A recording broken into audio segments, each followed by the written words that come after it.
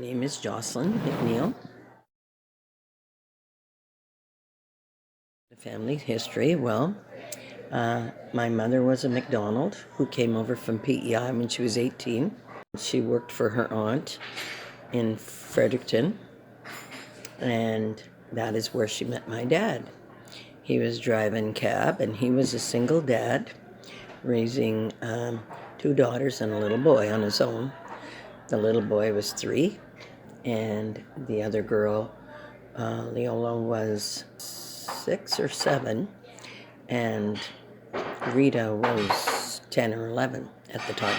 Well, my mom being 18 and dad was 38, so he was 20 years above her. But he was such a friendly taxi driver that he used to, he was just doing that as a spare job because he was a mechanic. And one weekend she took dad over to meet him.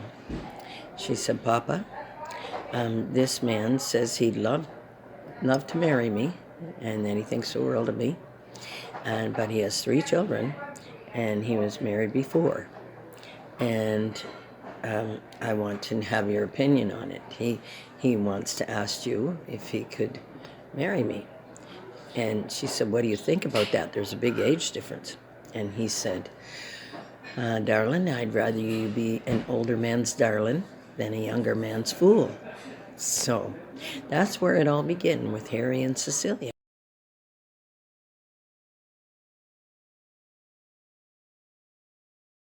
We were a very large family. My mom took on the motherhood of his first 3 children and was very, very good to them. And then after a while, Mom had 2 little girls back to back, 18 months apart, 14 months apart. And that was Shirley and June. And later on came Clarence, brother Clarence. And then it just kind of worked its way down there. And even though the first 3 were our half brothers and sisters, we didn't feel like it was half. We always felt like it was whole. So as those older ones grew and got married, newer ones were coming. And my mom cut hair. You could say she was a part-time barber plus a housewife that made 9 loaves of bread a day and washed diapers. And Dad was a mechanic, and he had a garage set up in our yard. And our yard then, where we lived at, was on North Side Drive, they call it now, but it used to be called Taylor's Row. Yeah. So, anyways, yes, life was hard back then. We were poor, but we always had lots of love.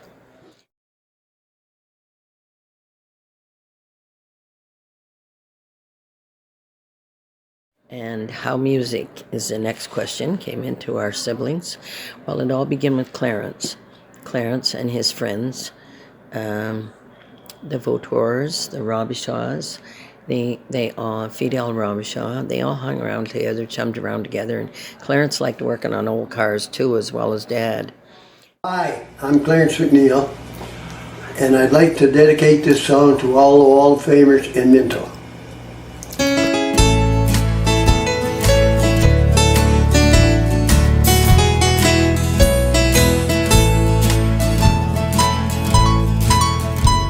I'd like to welcome all of you to our country Wall of Fame.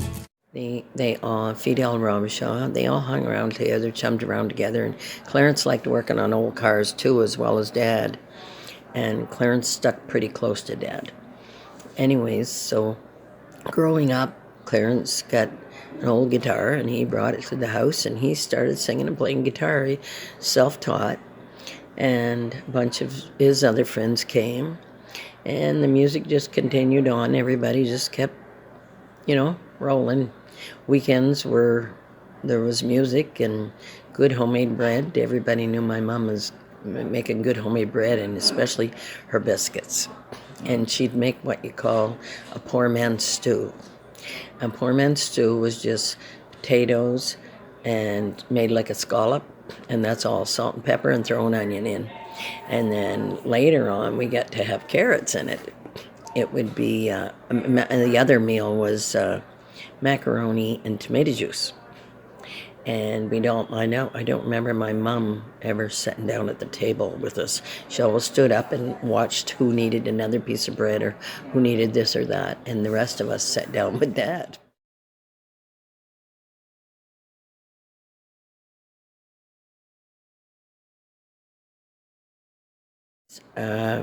So the music continued on, and we all went to school at the Catholic school, the nun school, and we had to be in church.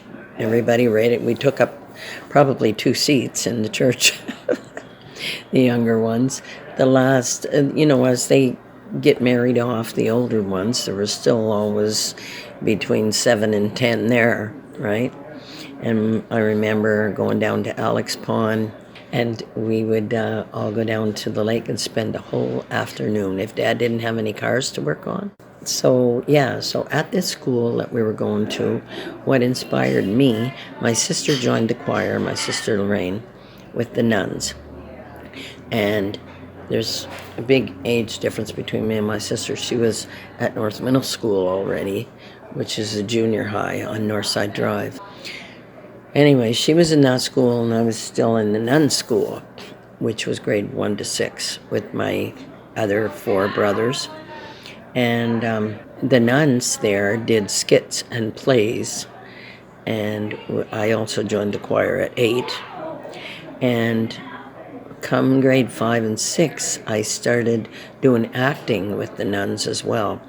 And once a year, the nuns would make all our costumes and take the whole full choir and us kids doing a Disney play. We'd act out the parts and wear their costumes on a program that was on every Sunday night, I believe it was on, and it was called Time for Juniors. And the lady's name who hosted it was Jeannie Alliors. Now, try to spell that, I'm not sure how. So that was a regular thing that we did. And along with that, there was always music in the house. And you asked who inspired me, would be our mother, because we had an old piano that was given to us from the Pentecostal church where my Aunt Bessie used to go. And her name was Joselyn McNeill. And she used to be in Austin from North Minto. And Bessie gives that piano, and my mom played the piano, and she got all of us liking the piano. So still today, even though I play many different instruments, I still love the piano the most. And I think it's because it was the first instrument, and that and the guitar with Clarence. And the third one was the nun called Sister Fanan. And when I was inducted into the Country Music Hall of Fame of Minto, someone came to the front of the hall before I went on stage, and they said, there's 2 people here that really want to see you, and they haven't seen you since you were in the Time for Juniors program. I said, oh my God, who's that? And I went back. I was so happy to see them that I cried.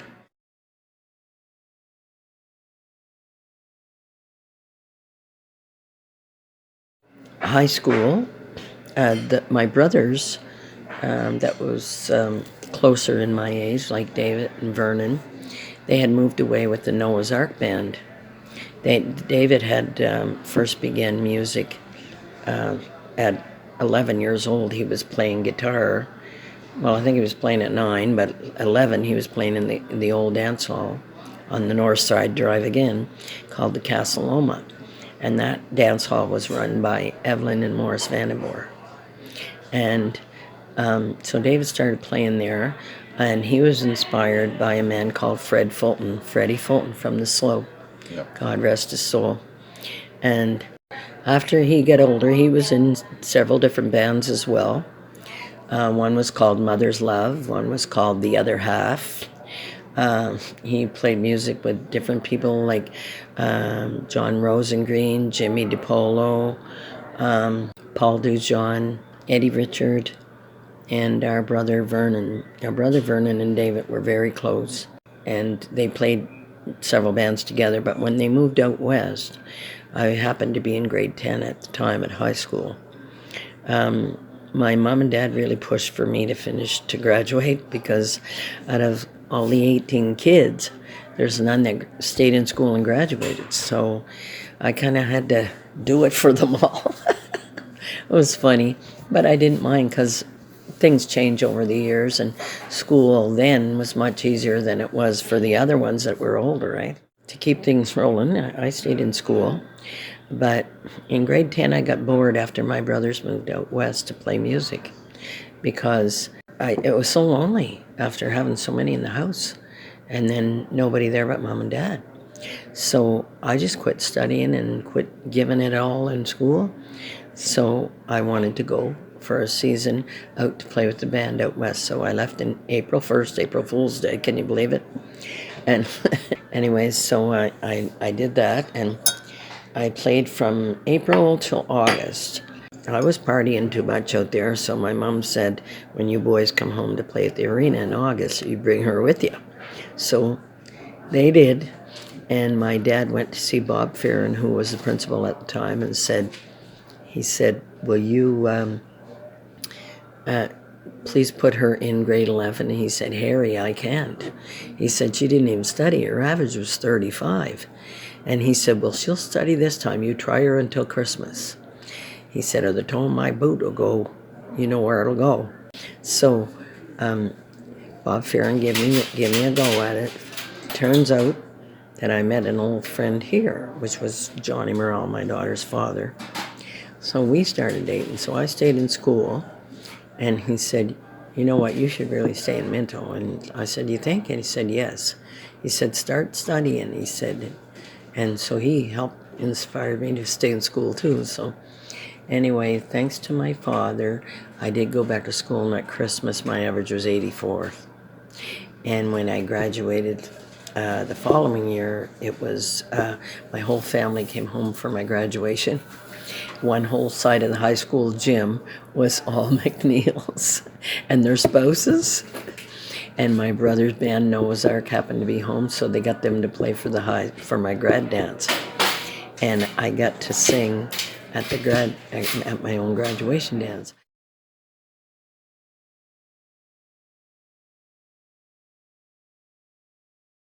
I was working for an oil company when I left after graduation out in Calgary called Dome Petroleum. Because my dad had just died and everything, it was and graduation and big changes in my life that I wasn't used to. A lot of change. I was used to big crowds in the house and a lot of music. And so I went, and the lady's name that I worked for, my boss in Dome Petroleum, was Doreen Thorburn. Anyways, by Christmas, I worked from there from July. I got the job through Office Overload that I applied for in Calgary. And I worked there from July till Christmas. I was so lonesome for my mother, you know. And she was down in Florida with my brother spending the winter. So I quit the oil company, which I could have had a great pension today if I would have stayed with it. But, you know, when you're young and if you've gone through a lot of emotional stress and stuff and changes, your mind's everywhere. Yeah. It jumps all over. Now, at my age, I truly believe that it was one of those things that's meant to be. I was meant to be one of those ones that maybe hops from job to job. But after that, you know, life went by, and I started playing music in a lounge, like doing a single act. I started doing that, and I really enjoyed that very much. And I stayed living in Calgary. And then after that, I moved back to New Brunswick. And all during this time, John still stayed my boyfriend. When we come back here, him and I end up getting married, and I was in different country bands here. One of the bands was with Frank Maston, Papa Maston, yeah, because he's a cousin to me, yeah. And the other one was with Junior Miller and Boomer Hache, and we did a trio at the Lord Beaver Book for a while. and then they went on to play with Country Sounds with Norman Botor.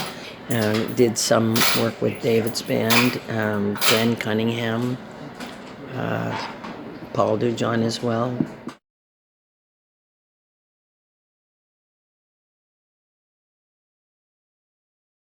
I never had a full CD yet. I did do a 45 record back in 1980, I believe it is. Yeah, 1980, with a song I wrote called I'll Never Be Lonely No More. And Wanda Grant is on one side of the 45 record, and I'm on the other side. After that, I did a demo, and my second marriage broke up to Brad Hargrove. I went out to Fort McMurray to work, and I come home on a holiday, and I started a demo in the studio with all my country gospel songs.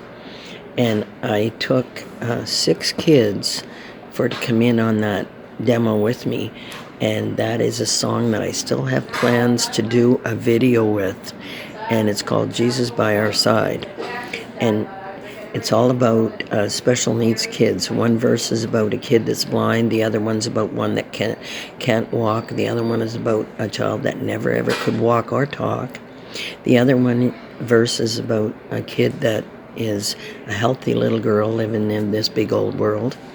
And that is my dream yet today that I want to do with my music. I want to put that on a video before I leave this world.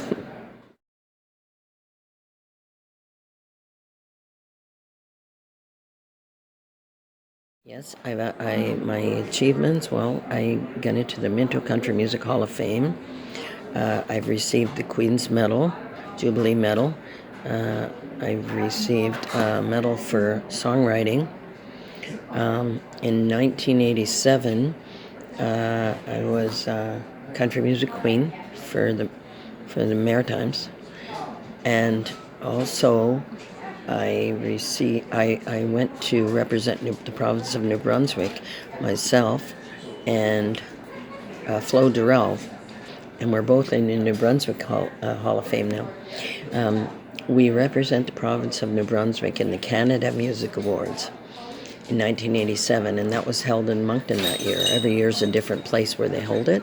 Yeah, and now I've just recently, in the last few weeks, become a new inductee to the New Brunswick Country Music Hall of Fame. I get to do a few performances on the national program of the Tommy Hunter Show. I got to also make an appearance with Porter Wagner and Tanya Tucker down in Nashville, Tennessee on the Ralph Emery Show. She has performed as a single act across Canada, from the Alaska border all the way to Newfoundland.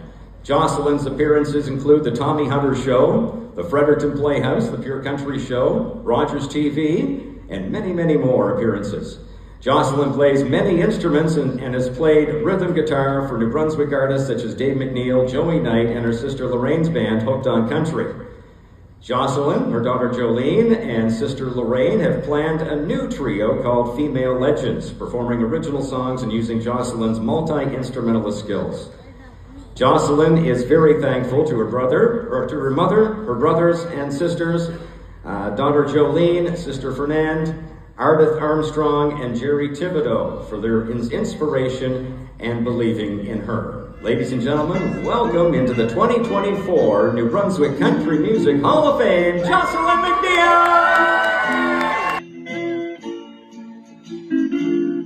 I was sitting alone, staring into space, thinking of memories of before.